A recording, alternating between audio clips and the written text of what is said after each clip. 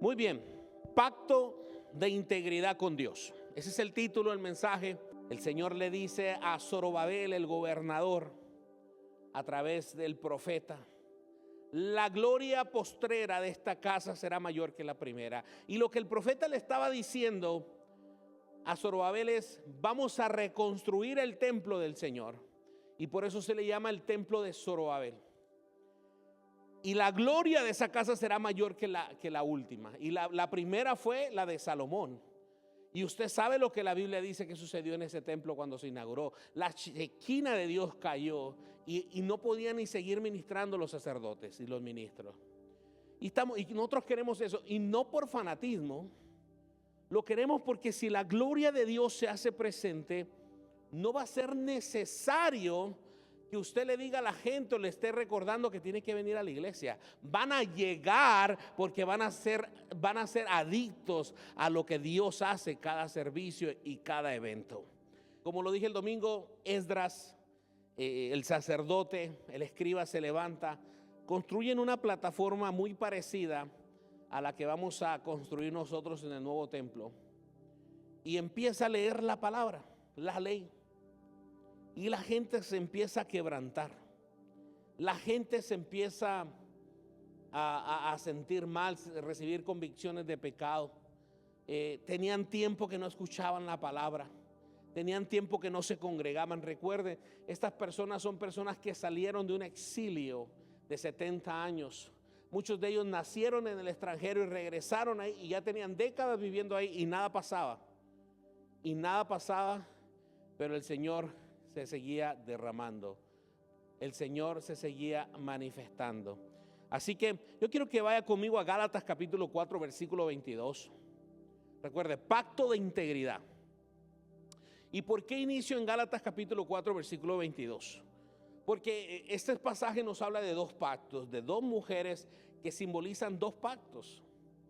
Y dice la palabra de Dios, las escrituras dicen que Abraham tuvo dos hijos, uno de la mujer esclava y otro de su esposa, quien había nacido libre. Aquí está hablando de Ismael y de Isaac. Versículo 23, el nacimiento del hijo de la esclava fue el resultado de un intento humano para lograr que se cumpliera la promesa de Dios. Eso mismo pasa cuando nosotros tratamos de ayudarle a Dios para que se cumplan sus promesas. Nos metemos en problemas. De repente hay más oposición de la que debería de haber.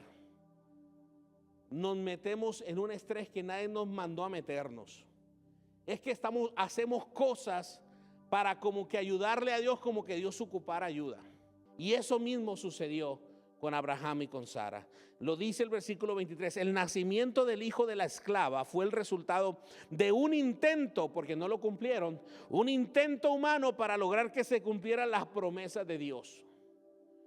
Pero el nacimiento del hijo de la libre, o sea de Sara, fue de la manera en que Dios cumplió su promesa. ¿Y cómo fue? Cuando menos se lo esperaba.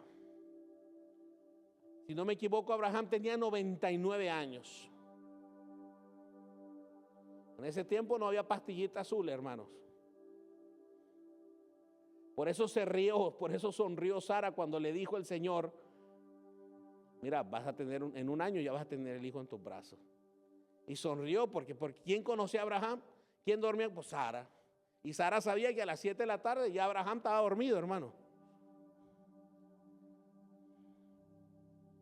Es versículo 24. Esas dos mujeres son una ilustración de los dos pactos de Dios. La primera mujer, Agar, representa el monte Sinaí.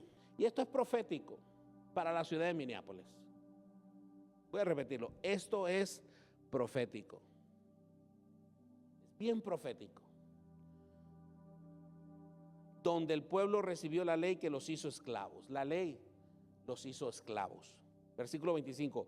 Y ahora Jerusalén es igual que el monte Sinaí en Arabia, porque la ciudad y sus hijos viven bajo la esclavitud de la ley. Aquí está hablando un fariseo de fariseos, Pablo, diciendo: mis compatriotas están viviendo bajo esclavitud porque no recibieron al Mesías.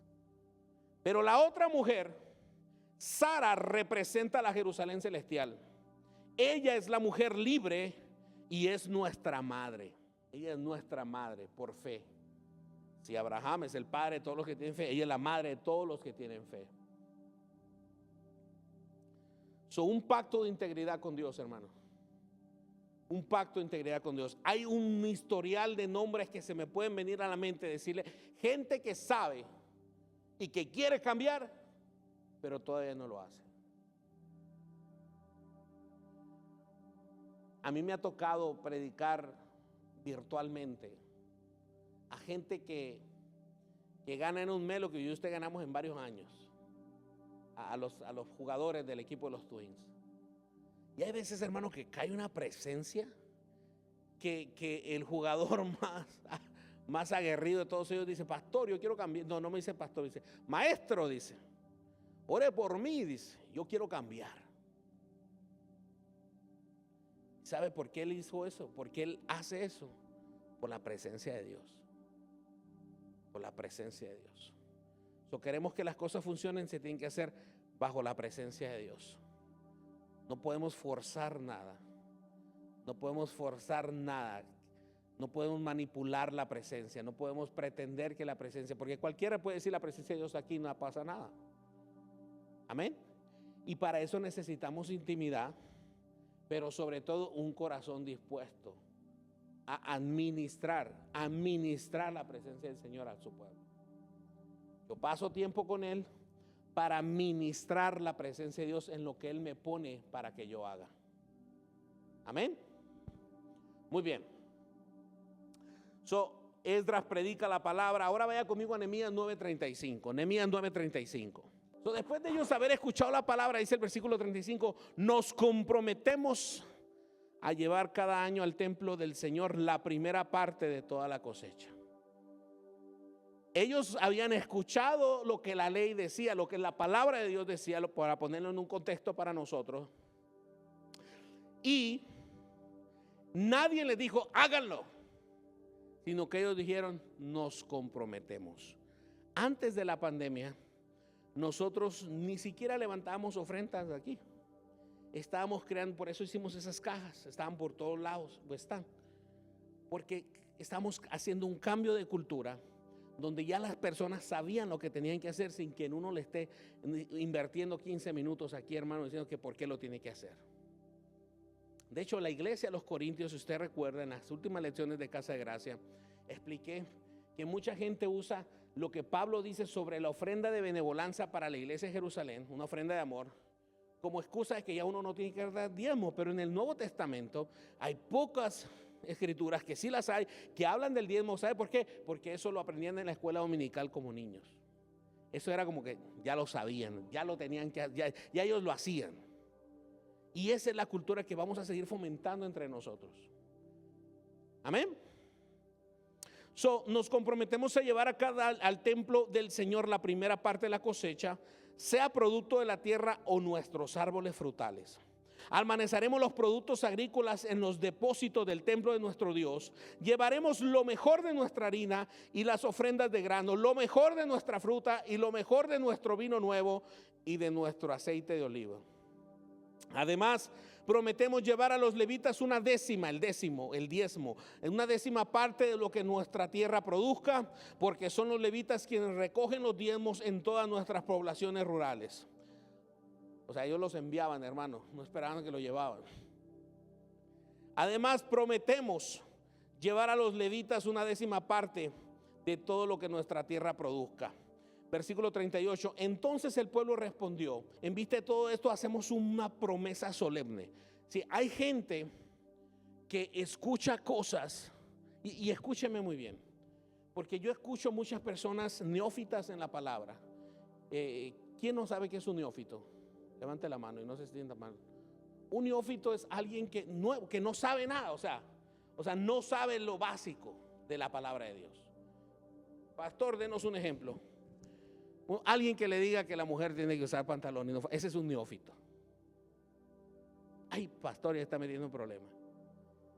Alguien que diga que el diezmo no es bíblico. Alguien que diga algo que escuchó, que Dios que un ser humano no puede hacer un pacto con Dios, que eso no es bíblico, pero ni siquiera te tomó el tiempo de investigarlo acá. Eso es una herejía. Yo, de hecho, siempre cuento que yo hice un pacto con Dios cuando recibí el llamado. Y el pacto era sencillo: tú te encargas de mi familia y yo me encargo de tu iglesia. Y así ha sido, hermanos. Entonces dice el versículo 38 que el pueblo entonces respondió en vista de todo esto. Dice: hacemos una promesa solemne o un pacto y lo ponemos por escrito. En este documento sellado están los nombres de nuestros líderes, levitas y sacerdotes. La Nueva Biblia de las Américas en el mismo versículo dice de la siguiente manera: a causa de todo esto, nosotros hacemos un pacto fiel por escrito. En el documento sellado están los nombres de nuestros jefes, de nuestros levitas, de nuestros sacerdotes. Un pacto, un voto, una promesa a Dios, eso es lo que es. Desafortunadamente se ha tomado esta palabra como una maquinita de hacer dinero, ¿verdad? Porque se ha mal usado esta palabra. Pacte $1,000, ¿verdad? Que bueno, si Dios lo dirige a hacer eso, usted hágalo. Pero una cosa es que Dios le diga a usted que haga algo, y otra cosa que yo los esté manipulando para sacarle a usted toda la lana. Que el Señor reprenda al diablo. Amén. Amén. Muy bien. La palabra que se usa aquí en el hebreo es la palabra amanam, que quiere decir pacto, o en inglés un covenant. Luego el resto del pueblo, después que pasó toda la lista de las personas, los sacerdotes, los levitas, los porteros, los cantores, los sirvientes del templo y todos los que se habían separado de la gente pagana de esta tierra para obedecer la ley de Dios, junto con sus mujeres, hijos, hijas y todos los que tenían edad suficiente para entender, se unió a sus jefes y se comprometió mediante juramento. Y juraron que caería una maldición sobre ellos mismos si dejaban de obedecer la ley de Dios dada por medio de su siervo Moisés. Vemos a David haciendo este tipo de compromisos, votos, pactos, promesas a Dios. Prometieron solemnemente seguir al pie de la letra todos los mandatos, las ordenanzas y los decretos del Señor nuestro Señor. Se adhieren a sus parientes, a sus nobles, y toman sobre sí un voto y un juramento de andar en la ley de Dios. Versículo 30: y que no daremos nuestras hijas a los pueblos de la tierra, ni tomaremos sus hijas para nuestros hijos. Yugo desigual. Dijeron: no vamos a seguir haciendo lo que nuestros antepasados han estado haciendo. Juramentos y estatutos. ¿Y por qué? No es por religioso, no, es que es lo que es, hermano. El día de ayer, de un devocional, la Biblia dice en Deuteronomio, para que lo apunten porque no lo vamos a leer ahorita por causa de tiempo, Deuteronomio capítulo 22, versículos del 9 al 10 y al 11. El versículo 10, si no me equivoco, 11, dice que no pongamos en un mismo yugo a un buey con un asno, a un toro con un burro, porque entre ellos dos se detestan. El buey es un animal disciplinado para arar la tierra. Arar la tierra significa orar, leer la palabra, ser discípulos, hablando en el contexto espiritual. Y un asno es flojo y desentendido. Así es el yugo desigual. No se detestan el aliento entre ellos mismos. Lo más probable es que el buey mate al asno ahorcado si lo ponen a arar la tierra, y los surcos de la tierra serán chuecos, no derechos. No tienen la misma altura. De hecho, el libro de Job, capítulo 1, versículo 14 dice: mientras los bueyes estaban arando la tierra, las asnas o los asnos se paseaban alrededor. Un asno simboliza el creyente que no ha sido procesado. Por ejemplo, vamos a estar trabajando en el templo. Habrá gente trabajando, habrá gente echando para adelante, y habrá otros que hay que amonestar que nomás están paseando. Ese es un asno. Un asno no ha sido procesado. Un buey ha sido procesado. Amén. Aquí mismo dice que no daremos nuestras hijas a los pueblos de la tierra, ni tomaremos sus hijas para nuestros hijos. De hecho, yo sé que en nuestra cultura esto suena como un poquito extremista. Yo hablando tenemos iglesias en la India y el pastor principal me estaba diciendo, ora por mi hija, dice. Le digo, oh sí, voy a orar por ella. ¿Qué necesita? No, ora por mi hija para que ya Dios me revele con quién yo la tengo que casar, dice. Digo, ¿perdón? Sí, dice, sí, aquí nuestra tradición es de que, bueno, los papás escogen tanto para sus hijas como para sus hijos con quienes se van a casar. Buscamos a alguien que Dios nos dirija, dice. ¿A quién va a ser de edificación? Hermano, imagínese. Yo le digo eso a Ruth y me corre la casa. Pero sí, tenemos que empezar a trabajar con ellos desde pequeños, porque también hay los casos donde se unen en yugo desigual y hermanos terminan como el asno y el buey. No han sido creados iguales, no han sido procesados iguales. Versículo 31.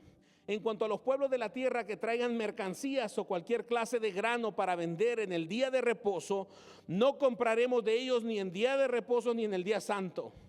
¿Sabe qué quiere decir eso? No vamos a negociar con nuestro domingo. No vamos a negociar con la adoración a Dios, con la oración, con el tiempo para Dios. Eso es lo que nos dice a nosotros aquí. También renunciaremos a las cosechas del año séptimo y a la exigencia de toda la deuda. ¿Sabe qué está Dios permitiendo a través de esta pandemia? Que la tierra descanse en muchos lados. La tierra se ha tomado un sabático. Después de un sabático vienen cosas buenas. Además nos imponemos la obligación de contribuir con 1/3 de ciclo, 11.4 gramos de plata al año para el servicio de la casa de nuestro Dios. Todo esto lo estaban diciendo sin que nadie se lo pidiera. Cayó la presencia de Dios, se les enseñó la palabra, se les sembró la semilla y eso provocó en ellos esa aptitud y ese deseo de servir a Dios, de hacer las cosas como Dios manda. Para los panes de la proposición, para la ofrenda del cereal, para los holocaustos continuos del día de reposo, las lunas nuevas, las fiestas señaladas, para las cosas sagradas, para las ofrendas del pecado, para hacer expiación por Israel y para toda la obra de la casa de nuestro Dios. Hicieron un pacto de integridad con Dios, de cumplir con lo que ya estaba establecido. Es importante saber lo que la Biblia dice, pero también es importante saber qué es lo que aplica para nosotros y qué es del pueblo de Israel, qué es de los judíos. El código moral de Dios no cambia, pero tampoco nosotros vamos a ponernos a celebrar festividades que sinceramente no nos corresponden. Es bueno saberlo, es bueno respetarlo, es bueno saber lo que sucede, lo que sucedió, pero es más importante entender cuál es nuestra visión. Y nuestra misión es lo que pasó el domingo: ganar almas y hacer discípulos. Ganar almas y hacer discípulos. Eso es nuestra misión. Amén. También traeremos las primicias de nuestra harina, de nuestras ofrendas, del fruto de todo árbol, del vino nuevo, del aceite para los sacerdotes en las cámaras de la casa de nuestro Dios, y el diezmo de nuestras cosechas a los levitas, porque los levitas son los que reciben los diezmos de todas nuestras ciudades donde trabajamos. Y empieza a decir, estos son los jefes de la provincia que habitaron en Jerusalén, en las ciudades, cada cual habitó en su propiedad, en sus ciudades, los israelitas, los sacerdotes, los levitas y los sirvientes del templo, y los descendientes de los siervos de Salomón. Diga conmigo, pacto de integridad. Cuando nosotros hacemos un pacto de integridad con Dios, es un voto de decir, Señor, vamos a esforzarnos con tu ayuda para hacer ese cambio necesario. Hay miles de personas que quieren cambiar, pero no cambian porque no toman acción. No sé si usted ha conocido personas así, no, es que yo quiero cambiar. Yo quiero cambiar. No, yo ya no quiero pecar. No, ya quiero cambiar. Ya ore por mí, hermano. Una vez llegó una persona y me dijo, pastor, quiero que me haga una liberación. Oh, sí, le digo, ¿y eso qué te pasa? Es que no puedo dejar de fumar. Digo, ¿traes los cigarros ahí? Sí, dámelos, le digo. Y los rompí y los eché a la basura. Ya no compres, le digo. Ya no vas a fumar, le digo. Se quedó así. No, es que tiene que tomar una decisión, le digo. Es que no toda la culpa es del diablo. Hay muchas culpas que es de usted. Son hábitos que usted no quiere dejar. Por eso digo, un pacto de integridad con Dios nos va a llevar a ser hacedores de la palabra. Lucas 11:27. Con esto cierro. Mientras él hablaba, Jesús, una mujer de la multitud exclamó: que Dios bendiga a tu madre, el vientre del cual saliste y los pechos que te amamantaron. Jesús respondió: pero aún más bendito es todo el que escucha la palabra de Dios y la pone en práctica. Ese es el carácter que Dios espera en nosotros. Hasta Siri dijo amén. Bendito más todo el que escucha y el que pone en práctica lo que escucha, la palabra de Dios. Él contestó: dichosos más bien quienes escuchan lo de Dios, lo que Dios dice, y lo obedecen. Pacto de integridad. Diga conmigo: pacto de integridad. Póngase de pie conmigo, por favor. Hay muchas cosas que usted puede imaginarse, hay muchas cosas que pueden suceder, pero todo eso de nada va a servir si no ponemos en acción, hermano, lo que estamos haciendo. Vamos a cerrar un ciclo esta noche aquí. Así que yo quiero que usted se imagine y medite un poco en lo que le quiero decir. Hay 7 cosas que las personas que dicen yo no puedo, y no pueden porque no se han comprometido a hacer un pacto de integridad con Dios y hacer lo que les toca. Pero mucha gente puede decir lo siguiente: nunca antes lo habíamos hecho de esa manera. Son personas que están casados con la antigua manera de hacer las cosas. No estamos listos para hacer esto. Estamos bien sin intentar eso. Ya lo hemos intentado una vez más. No tenemos dinero para eso. Ese no es nuestro trabajo. Algo como eso no puede funcionar. Estos son los 7 pasos para el estancamiento. 7 pasos para el estancamiento. Nunca antes lo habíamos hecho de esa manera. Estamos haciendo cosas que jamás nos imaginamos que íbamos a hacer. Hemos ordenado un equipo, hermano, con excelencia, y todavía no terminamos, y Dios proveerá cada dólar para eso. Y les dije, es una promesa: no vamos a pagar el sonido con tamales ni con tacos. Vamos a pagarlo haciendo discípulos. Vamos a hacerlo de acuerdo a la economía del reino, no a la de nosotros.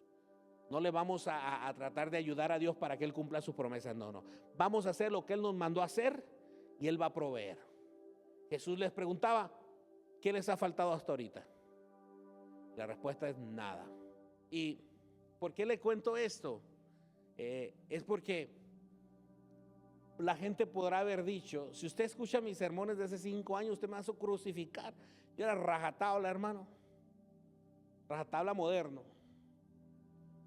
Yo creo que predicaba más contra el evangelio y la prosperidad que yo no soy de la prosperidad, pero no predicaba más del amor de Dios. Y yo tengo una guerra contra la prosperidad, y hablaba de todos los domingos, hermano, hasta yo me cansaba de decir eso. Pero venía de esa línea. Y ahora estamos haciendo cosas diferentes, y no lo estamos haciendo para que yo me beneficie. Lo estamos haciendo para que podamos recibir las promesas del Padre y no atarlas y no estarnos quejando. Así que, hermanos, use lo que ha aprendido. Profetícese en la mañana. Hágalo aunque nunca lo haya hecho. Si usted quiere una puerta abierta, hágalo en la mañana. Proclámelo con sus labios. Obviamente, si está alineado con la voluntad de Dios, se va a hacer. Dios le va a dar un sí o un no, pero ya usted no va a estar esperando algo que no le han dado respuesta. Recuerde, para estancarnos se necesitan 7 cosas, y se los digo para no hacerlas. Nunca antes habíamos hecho alguna cosa así. No estábamos listos para esto. Estamos bien sin intentar eso. Ya lo hemos intentado una vez. No tenemos dinero para eso. Ese no es nuestro trabajo. Algo como eso nunca podrá funcionar. Eso es lo que dijo un ingeniero. Eso es lo que dijo un teólogo. De que las personas querían volar. Eso nunca iba a suceder. Y los mismos hijos de ese teólogo inventaron el avión. Hagamos cosas nuevas con vino nuevo. Vamos a hacer cosas diferentes. Tenemos que avanzar. Tenemos que avanzar. Me habló un pastor bravo porque se estaba teniendo un conflicto en su iglesia, que ya 2 familias no estaban con él, se habían ido para otro lado, a 2 cuadras de su iglesia. Y el Espíritu Santo me dice, ¿y qué tiene? Si ya tomaron la decisión en su corazón, si eso ya sucedió, pero ya. Entonces hay que enfocarnos en lo que Dios está haciendo, no en lo que no nos gusta. Y cuando hacemos eso, vamos a tener éxito en todo lo que emprendamos, hermanos. Cierre sus ojos, levante las manos. Vamos a adorar al Señor un momento. Pueden subirlo de la alabanza, por favor. Padre, te damos gloria y te damos honra. Bendecimos tu nombre. Adoramos tu nombre, Jesús. Oh, gloria a Dios. Vamos, empiece a orar, hermano. Empiece a proclamar con sus labios. Gracias te damos, Señor. Oh, bendecimos tu nombre, oh Dios. Alabamos tu nombre. Oh, Señor, no hay nadie como tú. No hay nadie como tú. Precioso, poderoso, tan bello y tan hermoso. Señor, hacemos pacto de integridad. Padre, proclamamos con nuestros labios que empezaremos a proclamar y a ver cosas diferentes en nuestra casa, con nuestra familia. En el nombre poderoso de Jesús. En el nombre de Jesús. Alabado sea tu nombre. Alabado sea tu nombre. Oh Señor, te damos gloria y te damos honra. Señor, sin ti no somos nada. Sin ti no somos nada, Padre. Oh, gloria. Gloria, gloria, gloria. Gracias te damos, Señor. Gracias te damos. Padre de la gloria, para muchos el cambio puede traer miedo al hacer un cambio. Para muchos el cambio puede traer incertidumbre, pero tú eres un Dios que nunca se queda con lo mismo. Tú eres un Dios innovador, creativo, y de esa misma manera entraremos en este nuevo ciclo, Señor, en el nombre poderoso de Jesús. Oh, adoramos tu nombre, alabamos tu nombre, Jesús. Gloria a Dios.